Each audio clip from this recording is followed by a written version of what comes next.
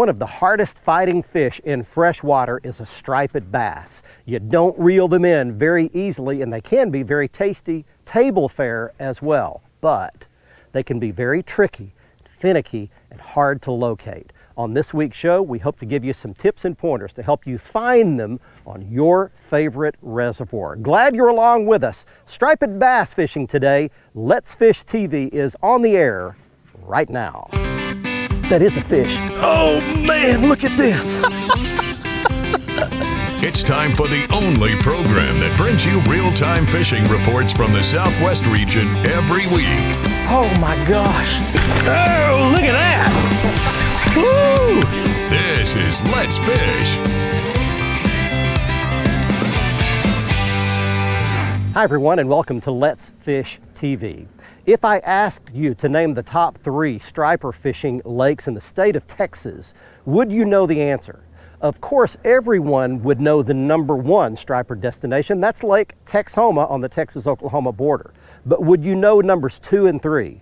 Here's your answer in no particular order. Lake Whitney in central Texas and Possum Kingdom Lake in northwest Texas would be the next 2 best lakes. Well, it's that third one that we are coming to you from today. I'd like to welcome you just over my shoulder to beautiful Possum Kingdom Lake. It's a little bit north and west of Mineral Wells, Texas, near the small town of Grayford, and it is loaded with striped bass.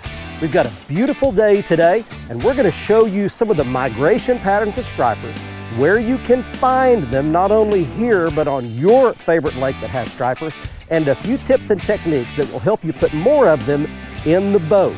We've already got the boat launched, everything's ready to go, and we've actually got a day with no wind, if you can believe that. I went fishing, and the wind did not blow. While we're out there today, we're going to be taking you around your local region for this week's fishing reports from our expert team of insider reporters from lakes, rivers, and bays right where you live, both saltwater and freshwater. So right now, Big Mercury Pro XS 254 stroke gets cranked up, and we're headed out on Possum Kingdom. Next time you see me, I hope to be tied into a striper. Right now, let's get things started back to the studio and your weekend planner. Happy Easter weekend, everybody. Thanks so much for joining us for yet another episode of Let's Fish. These cylinder tables are predicting excellent game fish activity Saturday and good activity on Sunday. Peak game fish activity begins about midday, around 12:16 on Saturday and 1:16 on Sunday. Nighttime action will begin around midnight on Saturday and 12:51 on Sunday. Depending on your area, expect the sun to rise around 6:56 and set around 7:58. Nights will feature a full moon this weekend. Stay with us as we check out all of the current fishing reports from throughout the area, and I will return with 2014 Bassmaster Angler of the Year, Greg Hackney, on this week's Ask the Pro feature.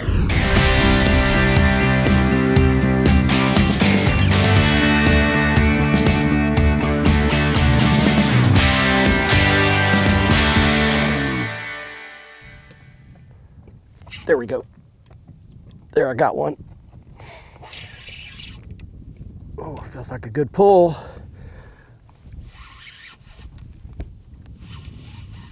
Straight down. Can't even fighting against that rod. There he comes. Decent striper. No monster, but a good way to get it started. There we go. All right, we have made it out today on beautiful Possum Kingdom Lake in Texas. And we're after these, the beautiful striped bass. I love to catch these things. This is not a giant one by any means, but look how fat that fish's belly is. That fish is feeding up on shad right here in the early part of the springtime. Well, that'll get it going. Let's put that back and let's orient you to Possum Kingdom Lake. If you've never been here or seen the lake, it's on the Brazos River system. There are several lakes up and down the Brazos, and most of them have stripers in them. It's a great system to catch stripers. In fact, the best one in Texas. It is the furthest upper lake on the chain. There's Possum Kingdom and Granbury and Whitney and I think Georgetown and Waco and several different dams up and down the system, but this is the furthest one on the upper end. They've been stocking stripers in this lake, in all these lakes, for many years, and it's got a very established population of stripers, but they don't reproduce naturally. They don't spawn. We'll talk more about why that is and what that is. This is a good test tube to demonstrate some techniques on how you can locate stripers and some techniques to catch them where you live. Any lake, reservoir that you've got that has a river system in it, that's got stripers, some of these techniques that we're going to be using today will work. But that gets you set up on Possum Kingdom Lake. We'll try to catch a few more for you and help you catch some on your lake where you live. Hey friends, Captain Kevin Broussard here with this week's Louisiana Outdoor Report on Let's Fish. I tell you what, right here in Hackberry, Louisiana, Cajun Paradise Charters, you can see we had a good day out on the water today. Right now, fishing is overall very good. The only thing that'll slow it down is when a front comes through. Day before, if the wind's real hard, it's a little tougher, and the day after on that north wind, it seems to be a little tougher. Live shrimp, soft plastics on quarter-ounce jig heads, those are the two key baits right now. Tell you what, on the freshwater side of things, basically all across the whole state of Louisiana, it's very, very good. Lots of bass getting caught. Tell you what, find a little bit of moving water and throw a little small spinnerbait, small crankbait seems to be the key there. For old Cajun Phil, I'm Captain Kevin Broussard saying, happy fishing, may God bless, and let's fish. There he goes. There he goes. Got him. Ooh, that's a good pull. Big pull right there. Digging deep. There's a. You want to use a net on stripers because they've got a lot of gill plates and fins that will cut you if you try to handle them too much with your hands. Yeah. Again, no monster, but just a decent fish. All right, there we go. Beautiful striper. Just an average size fish, maybe 5-6 pounds, something like that. There's a lot bigger ones in here. They've been catching them up to 15 pounds or so. Let's talk some about the migration of stripers, not just here in the Brazos River system, but really anywhere that's got a good solid river channel and a feeder river into a reservoir. So we start in the heat of the summertime, and they're all down in the deepest, lowest end of the lake, closer to the dam end of the lake. Then, as the fall hits and the water temperature starts cooling, those fish begin a migration upstream. So you can actually begin to follow them by watching birds and shad and all that. They'll move up the river system until ultimately, right in the middle of the winter, they'll position themselves in the deepest water before you go up the river. That's where you'll find them all winter long. Then when the spring hits and the water really starts warming into, say, the upper 50s or so, maybe around 60, they'll go up the rivers. They think they're going to spawn, but they don't. Stripers are an artificially reproduced fish. They were originally a saltwater fish. They're raised in fisheries, hatcheries, and they're stocked usually a couple of inches long by the hundreds of thousands in lakes all over the southeast, southwest. There are a few lakes where there is a documented spawn. The only one here in Texas that's a documented regular spawn that happens frequently is Lake Texoma, where they'll spawn in the Red River system. But everywhere else, they're a stocked fish. They're a put and take fish. They put them in there for you to catch, and they do grow, and they grow huge. And over in the southeast, there are some lakes that have some just giant stripers in them. Go find them where you live. They're a lot of fun to catch. Let's Fish TV is proudly backed by Mercury, Go Boldly, Lowrance, America's #1 fish finder, Gulf Shores and Orange Beach, Alabama. Plan or book your fishing charter at orangebeach.com. Motor Guides Tour Pro with GPS anchor, powered by Passion. Coastline Trailers, built by fishermen for fishermen. Hooked him right in the snoot. There we go. Let me tell you a little trick.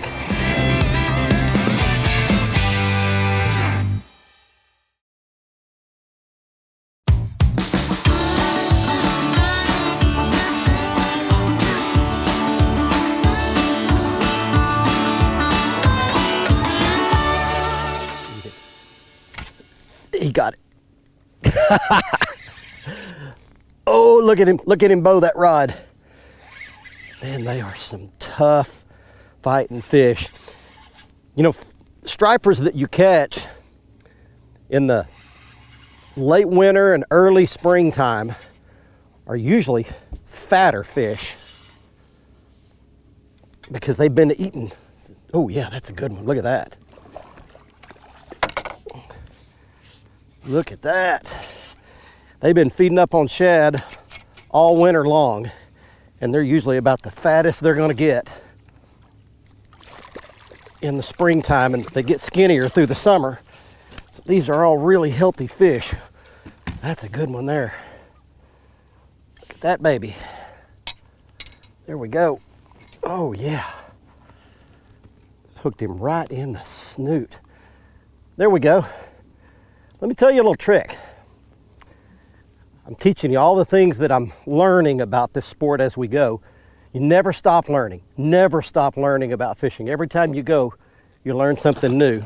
So what I'm learning today, I started off this morning and I was using a little smaller bait. In fact, I'll show it to you. I was using a little 2-inch Strike King bait, and I think that's a scissor shad. And I was catching a lot of white bass on it, big white bass, but I was catching whites, no stripers. And so I decided, well, what if I threw a little bit bigger bait and tried to eliminate some of those white bass and tried to really target the stripers, the bigger fish. So that's when I went to this larger style bait. And I'll show all this to you up close a little bit later, but that's about a 6-inch long bait, another Strike King bait. And so I'm just milling around in here and I'm watching for those balls of bait on my electronics. And when I see those balls of bait, I'll just pitch around them a little bit and I'll use that active target to scan around, and I can actually target individual fish. I didn't see that fish on my active target. I just saw a big ball of bait out there, pitched it right out there behind me, let it go down, and he thumped it, took off. Nice big striper. Yeah. When we start getting some of those spring rains here in Oklahoma like we have been, some of the tail race areas below our river system dams can offer some really good fishing for a variety of species. That is happening at this time. Now, in areas in the northeast part of the state, especially on the Grand River system below Grand, Hudson, Fort Gibson, the paddlefish snagging can be really good. Now, paddlefish don't really hit bait, you have to snag them. There are a lot of regulations around snagging for paddlefish, but you have a chance to catch a primitive species that has records of fossils that date back to the era of the dinosaurs. Now, here today I'm below Oologah Dam, just north of Owasso, and several anglers have already converted to fishing for crappie, middle of the day. I talked to a couple of anglers here. They said the morning fishing has been really good for all species, white bass, catfish, few walleye, paddlefish, everything else. So you might check the early morning fishing out below Oologah Dam where you can catch them, but you can't catch them if you don't go. Let's Fish TV is proudly backed by Academy Sports and Outdoors, making it easier than ever to gear up and have fun out there. Visit Mississippi. Wanderers welcome. Powerful. Total boat control. Balls Out. Made in the USA. Heavy duty mounts for your fish finders. How about that? Beautiful. You can tell the stripers by the straight lines all the way down their sides, unbroken.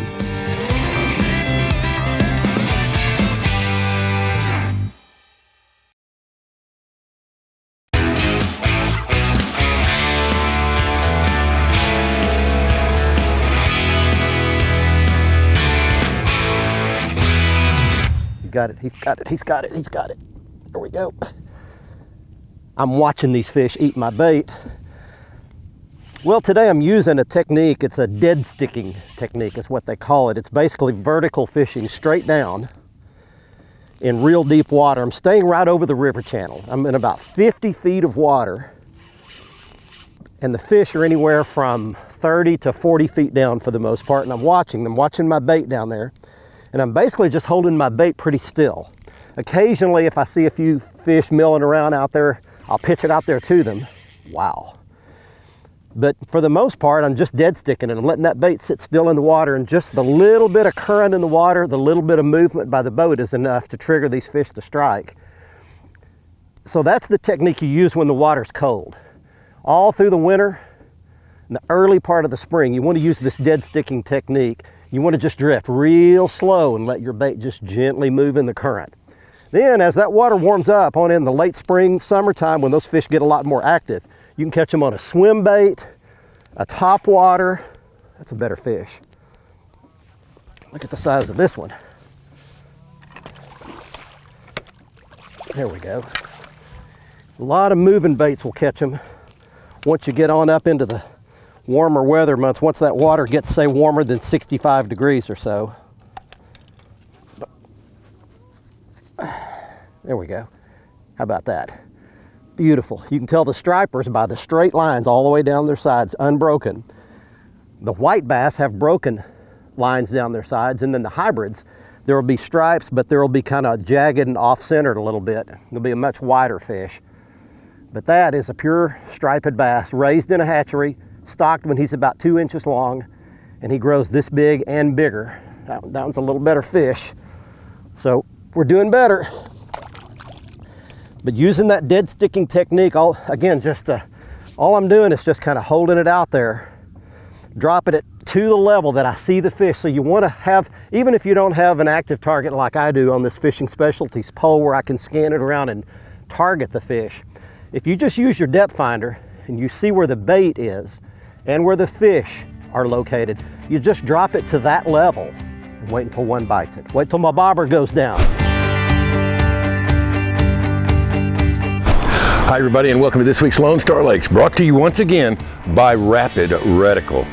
Farther, faster, more accuracy, and less money, especially with the 20% off and free shipping you'll get with the code Lone Star. Now this week we're going to start at Toledo Bend. Our West Texas lakes, they're in extreme drought conditions. Toledo Bend, however, on the East Texas side, doing just fine at full pool. And you'll find the crappie up in the shallows. Look for the flooded buckbrush and other vegetation up there. Get those jigs or minnows right in that buckbrush. Now you saw a couple of weeks ago Andrew Upshaw over on Lake Natchitoches, fantastic East Texas lake, but right near there is Lake Nacogdoches, and it is also on fire right now. Bass are spawning, but there's plenty of grass to fish. And remember, just because some fish are on beds doesn't mean they're all on the beds. Fish those outside edges of that grass with Senkos and spinnerbaits, and then throw over the top of the grass with either your frogs or use a Johnson spoon with a weed guard on it. That's fantastic over the top of the grass at Lake Nacogdoches. That's this week's Lone Star Lakes. Be sure and check us out on Facebook, Lone Star Lakes. There they come. Got him. There's a big one. Feels good anyway. Let's see if he is. All right. I love the pull of these things, man. They are horses down there.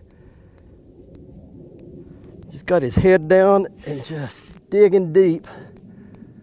Digging deep. There he comes up. Not big. Not a big one. Hey, I want to mention something. If you want to come do some of this, I've got a guide contact for you. I'll put it up later. Steve McVeigh will guide you on some of these fish. But if you'd like to stay at the best place on the lake, in my opinion, you want to stay at Lush Resort.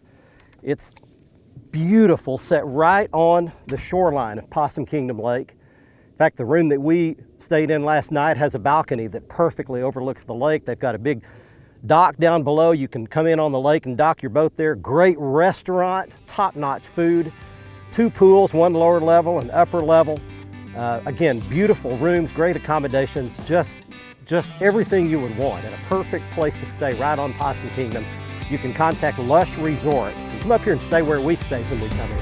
Watch our latest episode or catch up on past episodes on our website at letsfishtv.com. Be sure to hit the subscribe button on our YouTube channel, like us on Facebook, and follow us on Twitter for new fishing videos every day. And download the free Waypoint TV app to get all the latest episodes every week on your phone, tablet, computer, or smart TV.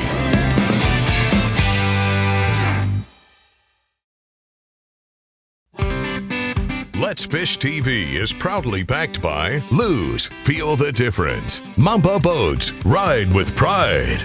Strike King, tie one on. Glacier Glove, stay outdoors longer with our gloves, hats, and shades. Fishing Specialties, makers of the premier mount assembly for live sonar. So glad to have you back with us. It is time now for the Ask the Pro question. This week, Mitch would like to know, if you had one do-over in your whole career, what would it be? For an answer, we asked 2014 Bassmaster Angler of the Year, Greg Hackney. So, probably to me, the biggest mistake that I made in my professional career as a fisherman was to leave the Bassmaster Tournament Trail for a couple years and fish somewhere else. I just missed this. We're here at the Bassmaster Classic this week, and I missed those opportunities at winning the Classic, not being here, and I've really missed that. So that would definitely be the biggest mistake I feel like I've made in my career. Thanks so much, Greg. If you have a question for one of the pros, all you have to do is visit our website, follow that Ask the Pro link to submit your own question. Here's today's Right Stuff, presented by Academy Sports and Outdoors.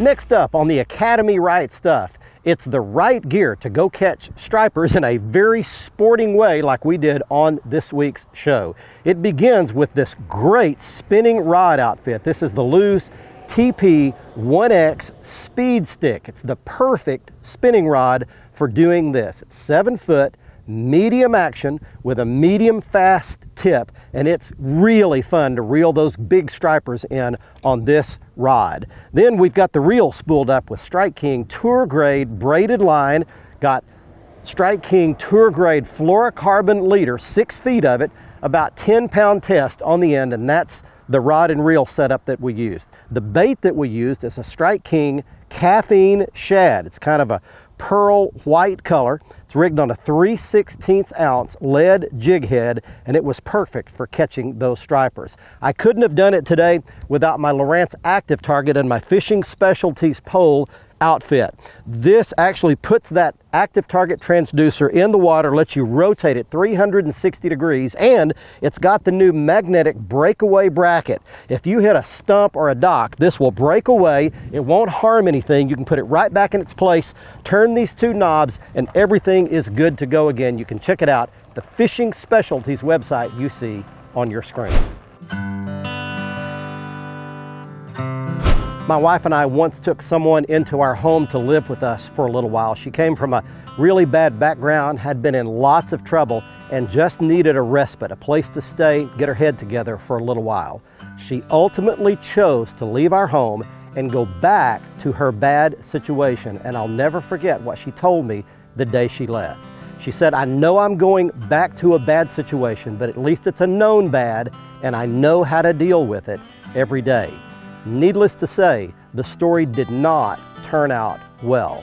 If you find yourself in a bad situation, try to muster enough courage, enough bravery to take one step and change something. Because remember, if nothing changes, nothing changes. I hope you learned a few things today that might help you put more striped bass in your boat the next time you go after them on your favorite reservoir. If you'd like to come here to Possum Kingdom Lake in Northwest Texas and have a chance to catch some of these stripers or these big white bass, you can contact my good friend Steve McVeigh. The contact information you see on your screen, and he'd be happy to put you in the boat with him and bring you out here to catch some of these. We will see you right back here next week. Until then, I'm Barry Stokes saying, let's fish, everybody. Be safe, have fun. Bye-bye, y'all.